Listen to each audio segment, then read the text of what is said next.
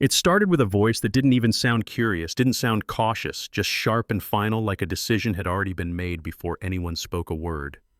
Don't move. Hands up. Now.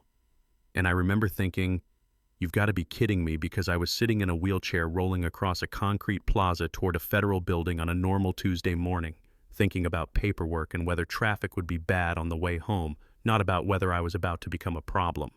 I looked up and said, calm, steady, the way you learn to talk when you've spent years dealing with doctors and caseworkers and people who don't really listen.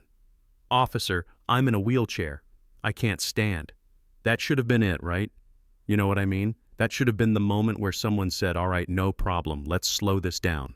But instead, that sentence just hung there in the air useless, and I saw it in his eyes that look people get when they've already decided who you are. My name's Marcus Reed. I'm a veteran. 3 deployments, Afghanistan twice, Iraq once. I lost the use of my legs to an IED that went off a little too close to our convoy. And yeah, I got a medal for that. One of those medals people like to thank you for at the airport. Shake your hand. Tell you how much they appreciate your service.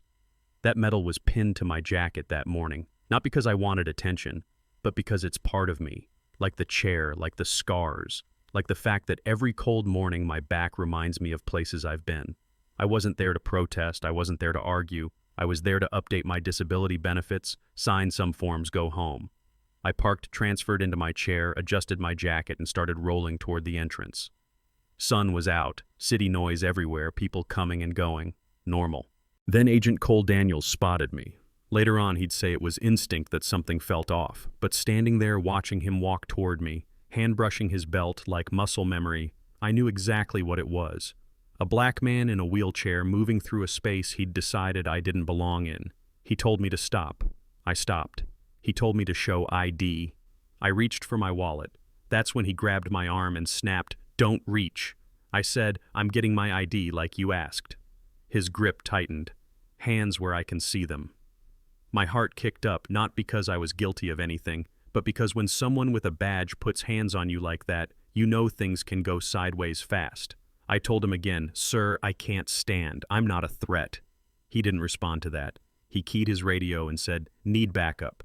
Suspicious individual, uncooperative. And I remember thinking, yeah, that happened. That's how this is going to go. Within minutes, 3 more agents showed up, and suddenly I'm surrounded, my chair feeling smaller by the second. One of them asked why I was there. I handed over my appointment letter. They barely glanced at it. Daniels leaned in and said to them, he was reaching for something. I said, "For my ID." One agent rolled his eyes. Another stepped behind me, blocking the entrance. That's when I pulled out my phone. I didn't do it to be dramatic. I did it because I've learned the hard way that memory isn't enough when power's involved. I said, "I'm recording just so there's no confusion." The whole vibe shifted. "Put the phone away," Daniels said. I told him I was allowed to record in public. I wasn't yelling, I wasn't insulting anyone, I was just stating a fact. That made them angry. An agent stepped closer to block the camera, said I was escalating things. I said, "No, you are." Then came the questions that told me exactly where this was headed. Where were you born? Are you a citizen? Do you have proof? I tapped the medal on my chest and said, "I served this country." Daniels waved it off, said it could be fake. That one stung in a way that's hard to explain. People started stopping watching, pulling out their phones. Someone said, "Hey, he's disabled." An agent reached for the back of my chair and I said, "Sharp now. Don't touch my chair. Stop resisting," Daniels said, already building his story.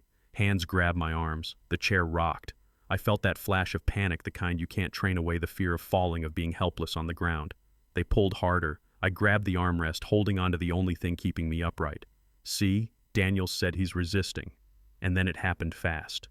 Too fast. 2 agents grabbed me from the sides. Another took control of the chair. Someone in the crowd yelled, "What are you doing?" And they tackled me. Still in the chair. We went down hard. Metal clanged, paper flew, and my head hit the concrete like a hammer. For a second, everything went white. Sound faded. I couldn't breathe. I tasted blood. When things came back into focus, I was on the ground. My chair overturned my arms, screaming with a pain that felt wrong deep, like something had snapped. Above me, they stood there breathing hard like they'd just taken down a dangerous suspect. A woman pushed through the crowd and said she was a nurse, that I needed help. Daniels told her to step back. She ignored him and knelt beside me, asked if I could hear her. I nodded. I told her my arm hurt. She looked up at them and said they needed to call an ambulance now. They hesitated. That's when a man in a suit showed up, moving fast, eyes locked on the scene. He saw the overturned chair, the blood, the metal lying on the ground. His face changed. He introduced himself as Colonel Aaron Blake, active duty, and asked why a wounded veteran was lying on the pavement. One agent told him to leave. He didn't. He knelt next to me and said quietly, "You're not alone. You're going to be okay."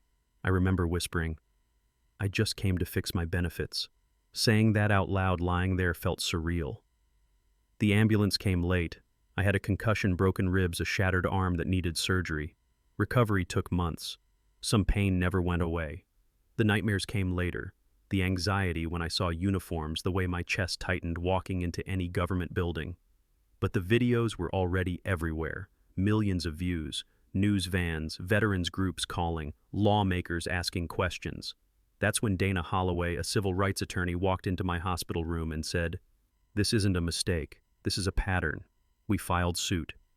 Against the agents, against their supervisors, against the agency. And once the door opened, everything poured out. Past complaints that went nowhere. Whistleblowers who'd been ignored. Audio recordings of Daniels bragging about intimidating people, about teaching them respect. Jurors heard it all. 3 years later, the settlement came down. $17 million. Daniels lost his badge. Others resigned quietly. Policies were changed, at least on paper. People ask me if it felt like justice. I tell them it felt like closure maybe, but it didn't erase what happened. I didn't celebrate.